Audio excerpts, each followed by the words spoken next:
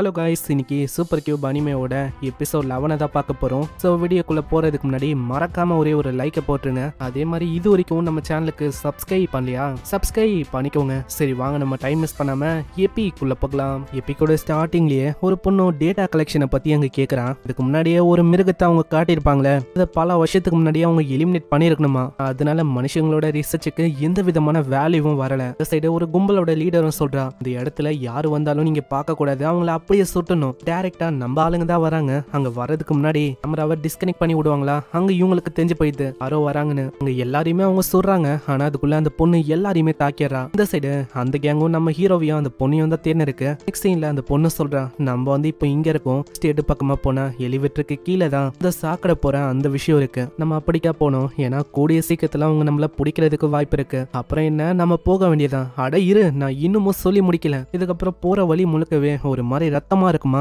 வாங்க போறதுக்கு விருப்பம் இல்ல. இருந்தாலும் அந்த பொண்ணு உள்ள போகணும்னு சொல்றா. இல்ல வேணாமே, நம்ம போக வேணாம், உன்னோட வேலை என்ன ப்ரொடெக்ட் பண்றது, அதனால நம்ம இதுக்குள்ள போய் தான் ஆகணும். சரி வா என் பின்னாடி. இதே மாதிரி உள்ள போறாங்க. அது ஒரு லேப் தான், ஏகப்பட்ட ரிசர்ச் எல்லாம் பண்ணிருக்காங்க. அதுவும் எதுக்குன்னா சீக்ரெட்டான ஒரு மிலிட்டரி வெப்பனை கிரியேட் பண்ணும் தான். இதெல்லாம் பண்றதுனால அவங்களே அவங்க ஏமாத்திக்கிற மாதிரி தான் ஆகுது. இதனால ஹியூமனிட்டியோட அந்த கான்பிடென்ட் அது குறைஞ்சு போகும். ஒரு கிரியேச்சர் இருக்குமா. இதுக்கப்புறம் அவங்க ஒரு வேற ரூமுக்கு போறாங்க. பொறிக்க பார்த்ததெல்லாம் ஒண்ணுமே இல்ல. இப்ப போற இடத்துல தான் நீ உண்மையான விஷயத்தையும் பார்க்க போற. அங்க ஒரு பொண்ணு இருக்கா, வாங்க உங்களுக்காக தான் நான் வெயிட் பண்ணிருந்தேன். ப்ரொஃபஸரும் இங்கதான் இருக்காரு.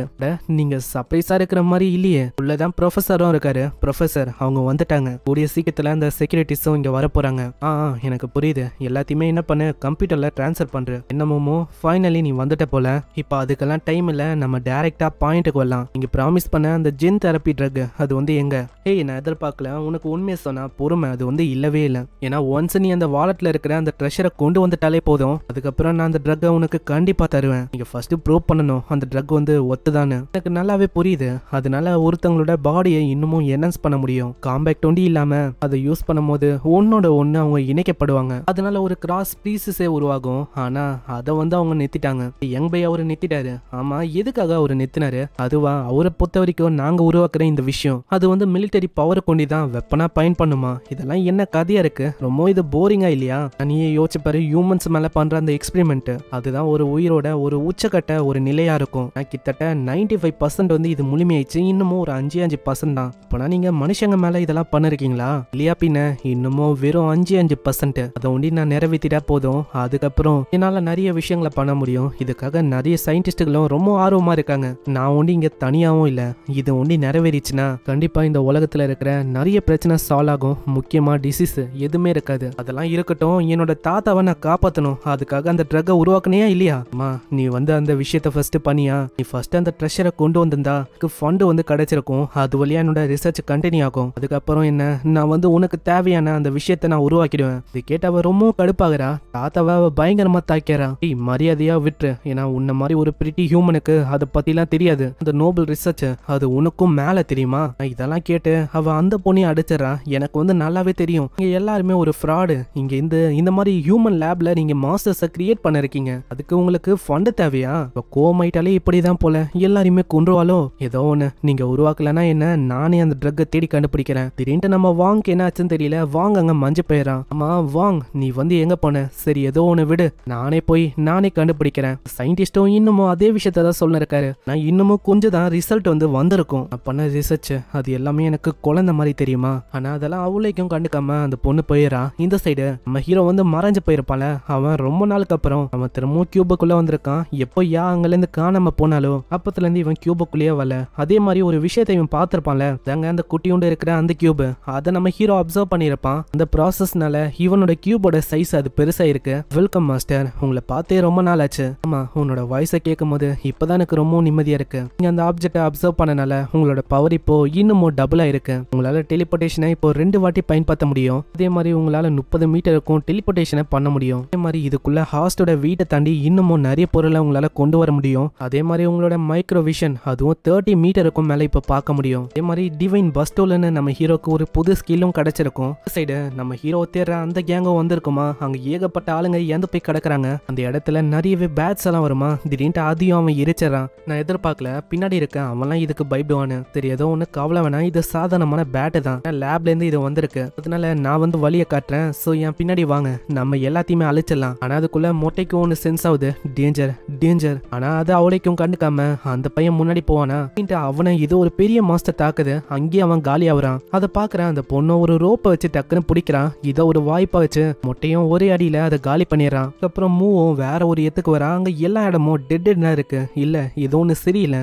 திடீர்னு அந்த இடத்துல அவ ரோப்பை வச்சு பயங்கரமா தாக்குறான். ஜஸ்ட் மிஸ்ல மூ தப்பிக்கிறான். ஓ பரவாயில்லையே, ரியாக்ஷன் டைம் அது ரொம்ப அதிகமா இருக்கு. கவலைப்படாத, ஏன்னா நீ வந்து இங்கே சாக போற.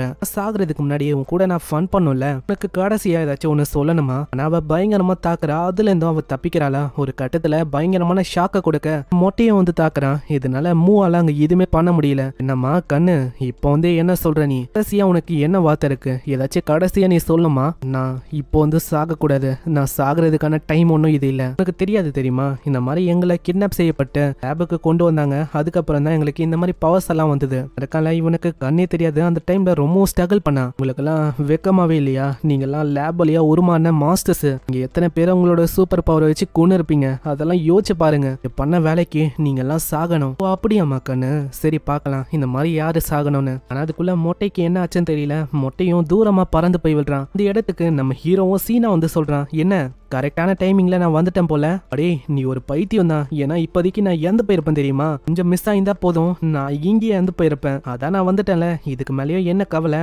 பாக்குறேன் அந்த பொண்ணுக்கு எதுவுமே புரியல, இப்படி இவனால அதை பண்ண முடிஞ்சது. அதுக்குள்ள சிஸ்டமும் சொல்லுது, மாஸ்டர் நீங்க கொஞ்சம் ஜாக்கிரதையா இருக்கணும், அவங்கள நோக்கி ஒரு மாஸ்டரோட படைய வந்து இருக்கு. இதனால அந்த பொண்ணு கிட்ட அவன் சொல்றான், ஹேய் நீ கொஞ்சம் ஜாக்கிரதையா இருக்கணும், உன் பின்னாடி ஏகப்பட்ட மாஸ்டரோட படைய வந்து இருக்கு. இது கேட்ட அவ ஸ்டார்டிங்ல நம்பல, ஆனா பின்னாடி ஏகப்பட்ட மாஸ்டர்ஸ் வருமா. அதை பார்த்தோன்னே அவளுக்கு அல்ல. ஹீரோவும் பாய் சொல்லிட்டு அவங்க ரெண்டு பேரும் மாஞ்சு போயிடறாங்க. அவளோட நிலைமையே மோசமாயிது. இந்த சைடு மூவும் கேக்குறான், ஆமா உன்னால எப்படி இங்க டெலிபோர்ட் ஆக முடிஞ்சது? அதெல்லாம் கம்பெனியோட சீக்ரெட்டுமா, அதெல்லாம் என்னால சொல்ல முடியாது. அப்படியா, சரி இந்த மாதிரி ஓகே தான். அப்புறம் தான் நம்ம ஹீரோ நோட் பண்ணுவான், பொண்ணு எல்லாத்துக்கும் தயாரா தான் வந்திருப்பா, எல்லா சூட்டையும் ரெடியா வச்சிருக்கா. ஆனா நம்ம ஹீரோக்கு இல்லையா, அதை பத்தி அவன் கேக்குறான். நல்லதான் டெலிபோர்ட் ஆக முடியும்ல, கம்பெனி சீக்ரெட் இருக்கும் போது நீ ஏன் கவலை பண்ணும்? என்ன பண்றது, இவ கடைசி வரைக்கும் அதை ஆஃபர் பண்ணும் அப்படின்னு கூட அவ யோசிக்கல. இவங்க பேசும்போதே பின்னாடி ஒரு வாய்ஸ், பரவாயில்லையே நீங்களும் தப்பிச்சிட்டீங்களா, உங்களை நான் அண்டர் எஸ்டிமேட் பண்ணிட்டேன்னு நினைக்கிறேன். அந்த பில்லு ஒரு யூஸ்லெஸ்ஸான பில்லு தான், அது ஒன்னுத்துக்கும் உதவாது. ஹீரோ கிட்ட சிஸ்டமும் சொல்லுது, மாஸ்டர் நீங்க கொஞ்சம் ஜாக்கிரதையா இருக்கணும், அவனோட காம்பேக்ட் லெவல் அது அதிகமா இருக்கிற மாதிரி தெரியுது. யார் இவன் கிட்ட வந்ததை நான் சென்சேட் பண்ணல. என்ன கண்ணுங்களா, நீங்க சாகுறதுக்கு ரெடியா? இப்படி இவன் சொல்றதோட இங்கே இந்த எபிசோட முடியுது. இவன் யாரு, இவன் எதுக்காக இங்க வந்திருக்கான், எல்லாத்தையுமே நம்ம நெக்ஸ்ட் எபிசோட்ல பார்க்கலாம். மறக்காம சப்ஸ்கிரைப் பண்ணிக்கோங்க, ஏன்னா அப்பதான் இதுக்கப்புறம் வர நெக்ஸ்ட் எபிசோட் உங்களை தேடி வரும். இல்ல அதே மாதிரி லைக்கையும் போட்டுருங்க. நான் உங்களை நெக்ஸ்ட் எபிசோட்ல சந்திக்கிறேன். தேங்க்யூ ஃபார் வாட்சிங். சைனரா.